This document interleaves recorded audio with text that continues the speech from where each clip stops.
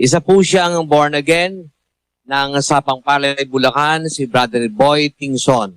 Brother Eli, ito na po ang tanong po ni Brother Boy. Ang tanong ko lang po, kapag po tayo ay binawian ng buhay, kinuha ng Diyos ang ating buhay, ano po, sa madalit sabi po ay tayo ay namatay na, ano po. Ano po ang makapagliligtas sa atin? Yung mabuting gawa po ba o yung lubos na pananalig sa ating Panginoong Jesucristo? Magkasama yun, kapatid. Yung pananampalataya kasi na sinasabi ng Kristo, hindi pananampalataya na nakahiwalay sa gawa. 2:22 ng Santiago, ang sabi, nakikita mo na ang pananampalataya ay gumagawang kalakip ng kanyang mga gawa at sa pamamagitan ng mga gawa ay naging sakdal ang pananampalataya. maliwanag yon. Ang pananampalataya gumagawa kalakip ng kanyang mga gawa. May kautusan ang pananampalataya. May gawang kalakip ang pananampalataya kay Kristo. Pagka kay Kristo ka sumasampalataya, hindi ka magiging tamad. Hindi ka magiging walang ginagawa na parang standby. Basahin natin ang 2 Pedro 1:5.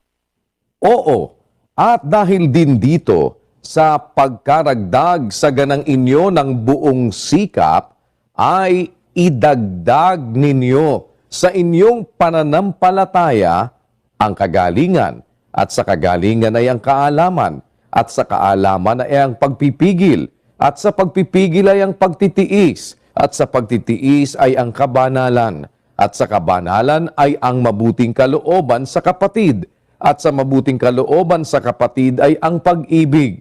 Sapagkat kung nasa inyo ang mga bagay na ito at sumasagana, ay hindi kayo pababayaang maging mga tamad o mga walang bunga sa pagkakilala sa ating Panginoong Hesukristo. Liwanag ang salita ng mga apostol. Pagkaragdag sa ganang inyo ng buong sikap, idagdag ninyo, add to your faith. Add to your faith virtue, and to virtue, knowledge, and to knowledge, temperance, and to temperance, patience, and to patience, godliness, and to godliness, brotherly kindness, and to brotherly kindness, charity. For if these things be in you and abound, they make you that you shall neither be barren or unfruitful in the knowledge of the Lord Jesus Christ. Idadagdag sa pananampalataya yung mga mahahalagang bagay na yon. Kagalingan, kaalaman, pagpipigil, pagtitiis, kabanalan, mabuting kalooban sa kapatid, at na pag-ibig. Ayan ang mga dapat gawin. Hindi naman sasabihin mo, sumasampalataya ka lang, tapos na. Kasi ang pananampalataya, may kalakip na gagawin ka. Ang gagawin mo yung utos. Meron kang utos na susundin. 28:20 ni Mateo. Naituro ninyo sa kanila na kanilang ganapin ang lahat ng mga bagay na iniutos ko sa inyo. At narito, ako'y sumasa inyong palagi hanggang sa katapusan ng mga panahon. Ang sabi ng Kristo mismo, ituro na ganapin o gawin ang lahat ng bagay na inutos ko sa inyo. Ito namang mga hindi na ikakailangan ng gawa. Kasi kapag ka meron kang gawa, magpamapuri ka, magbo-boast ka. Maling interpretasyon. Bakit? Basahin natin yung 2:8 ng Efeso. Sapagkat sa biyaya, kayo'y nangaligtas sa pamamagitan ng pananampalataya. At ito'y hindi sa inyong sarili. Ito'y kaloob ng Diyos. Hindi sa pamamagitan ng mga gawa, upang ang sino man ay huwag magmapuri. Sila nagkakamali eh. Hindi ka sa pamagitan ng gawa. Pananampalataya lang upang ang sino man huwag magmapuri. Ang tanong, hindi sa pamagitan ng gawa. Ay, anong gawa? Anong gawa yung hindi ka maliligtas doon? Tanungin natin yung sumulat na si Pablo. Pablo, ano sabi mo? Hindi sa pamagitan ng gawa. Ano ba yung gawa na sinasabi mo na yan na hindi sa pamamagitan niyang kami maliligtas? Basahin natin ng Tito 3:5, sabi ni Pablo. na hindi dahil sa mga gawa sa katwiran na ginawa nating sarili. Ang gawa mong sariling katwiran mo. Sabi ni Pablo, hindi dahil sa gawa sa katwiran na ginawa nating sarili. Meron kasing sariling gawa ang tao eh. Pero pagka ang gagawin mo, yung ipinapagawa ng Diyos, iba yon. Iba yon. 2:12 ng Pilipos. Kaya nga, mga minamahal ko, kung paano ang inyong laging pagsunod na hindi lamang sa harapan ko, kundi bagkus pa ngayong ako'y wala, ay lubusin ninyo ang gawain ng inyong sariling pagkaligtas na may takot at panginginig. Yon, sabi ni Pablo sa mga kapatid na Kristiyano sa Pilipos, lubusin ninyo ang gawain ng inyong sariling pagkaligtas na may takot at panginginig. Bakit? Sa 13, sapagkat Diyos ang gumagawa sa inyo, maging sa pagnanasa at sa paggawa, ayon sa kanyang mabuting kalooban. Pagka ang gagawin mo, yung kalooban ng Diyos, hindi ikaw mag-isa ang gumagawa nun. Ginagawa mo yun dahil sinasamahan ka ng Diyos. Dahil sabi ni Kristo, kung hiwalay kayo sa akin, wala kayong magagawa. So meron kang magagawa pagkasama mo si Kristo. At yung ginagawa mo, na kaya mo lang nagagawa, kasama mo si Kristo, hindi ka pwedeng magmapuri ron. Kasama ka nga ni Kristo eh. Kung wala siya, hindi ka nga makakagawa eh. Ang gumagawa sa'yo, si Kristo. Paano mo ipagmamapuri? Alin yung pwede mong ipagmapuri? Yung sarili mong gawa. Yung sinabi ni Pablo na gawa ng katwirang ginawa nating sarili. Hindi dahil doon tayo maliligtas. O ngayon, para maintindihan natin, balikan natin uli kapatid na Daniel. Ang 2:8 hanggang 10, pinuputol ng mga born again hanggang 9 lang Basa. Sapagkat sa biyaya, kayo'y nangaligtas sa pamamagitan ng pananampalataya, at ito'y hindi sa inyong sarili.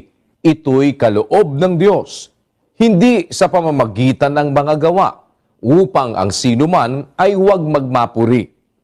Aling gawa yan? Hindi sa pamamagitan ng gawa, para sino man huwag magmapuri. Yung sarili mong gawa. Pero kung itutuloy mo sa G's, Sapagkat tayo'y kaniyang gawa, na nilalang kay Kristo Jesus para sa mabubuting gawa na mga inihanda ng Diyos ng una upang siya nating lakaran. meron tayong gagawin. Alin yung gagawin mo? Yung inihanda ng Diyos, hindi yung sarili mong gawa. Kasi kung sarili mong gawa ang gagawin mo, magmamapuri ka. Pero pag ang gagawin mo, yung ipinagagawa ng Diyos na siya ang naghanda, na kaya mo magagawa, tutulungan ka niya, dahil kung hiwalay ka, hindi mo magagawa yon. Paano ka magmamapuri? Kaya mo lang naman nagawa sinamahan ka ng Diyos. Sapagkat ang Diyos ang gumagawa sa inyo, maging sa pagnanasa at sa paggawa, ayon sa kanyang mabuting kalooban. Kaya ang sabi ni Pablo, tayo'y kanyang gawa, ang Kristiyano'y gawa ng Diyos, nilalang para sa mabubuting gawa. Kaya nung nakadiskusyon ko yung pastor ng Baptist, sabi ko, talaga bang hindi na kailangan gumawa ng mabuti para maligtas? Ikaw, pananampalataya lang. Ganon. Ang susunod kong tanong, kayo ba nag-iika po? Sabi ko, oo raw. Mabuting gawa ba ang ikapo? Oo raw. Hindi na kami mag-iika po. Hindi na pa kailangan gumawa ng mabuti ba't pag hindi nag-iika po, miyembro mo, sasabihin mo, ninanakawan ng Diyos. Tinatakot mong maiimpyerno. Kung mabuti yung ikapo, sabi mo, ba't tinatakot mo yung miyembro mo pag hindi nag-iika po?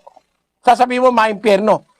Dapat palang gawin ng miyembro mo ganito. Ako'y sumasampalataya sa ikapo, pero hindi ko nagagawin. Mawalan siya ng pera, kaya hindi siya conforme. Hindi na raw kailangan lang gawa. Tanungin mo si Pablo, siya nagsabi nun Aling gawa yung hindi kailangan? Alin yon? Yung gawa mong sarili. Pero yung gawa ng pananampalataya na inilakip ng Diyos sa pagsampalataya, hindi pwedeng wala yun. Kasi yung pananampalataya na may kasamang gawa, yun ang ikaliligtas ng tao. Hindi pananampalataya lang na wala namang gawa. Basahin natin ang Santiago Kapitulo 2. Ganito ang sinasabi sa versikulo 26. Sapagkat kung paanong ang katawan na walang espiritu ay patay, ay gayon din ang pananampalataya na hiwalay sa gawa ay patay. Ang pananampalatayang hiwalay sa gawa ay patay. Paano ka maliligtas niyan? Patay ang pananampalataya mo. It's tantamount to saying wala kang pananampalataya kasi patay eh. Pag patay, wala eh. Kaya ang masasabi ko po, kapatid na boy, ang makakapagligtas sa atin yung pananampalataya na may gawa. Kasi kung sumasampalataya man tayo pero wala naman tayong gawa, mali po yun. Sabi ni San Juan sa unang Juan, ganito ang ating mababasa sa 3:18. Mumuntikong mga anak, huwag tayong magsiibig ng salita, ni ng dilaman, kundi ng gawa at katotohanan. Maliwanag na maliwanag yan. Huwag tayong magsiibig ng salita, ni ng dilaman, kundi ng gawa at katotohanan. Ang pagsunod sa Diyos, may gawain, kapatid. May gagawin ka. Iibigin mo ang kapwa mo. Pagkain nagugutom, ang kaaway mo, papakanin mo. Pag nauuaw, paiinumin mo. Hindi ba gawain yun? Yung asawa mo, mamahalin mo, hindi ba gawain yun? Yung anak mo, aakayin mo, hindi ba gawain yun?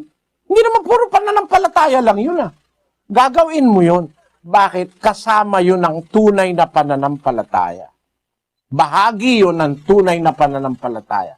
Ulitin ko 2:22 ng Santiago, nakikita mo ang pananampalataya ay gumagawa kalakip ng kanyang mga gawa at sa pamamagitan ng mga gawa ay naging sakdal ang pananampalataya. Perfect faith is a faith with works.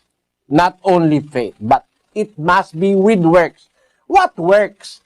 It is the work of faith that was preordained by God even before our creation. Kaya yun ang po ang sagot ko sa kapatid na boy. Sana naunawaan niyo. Maraming salamat po, Brother Eli.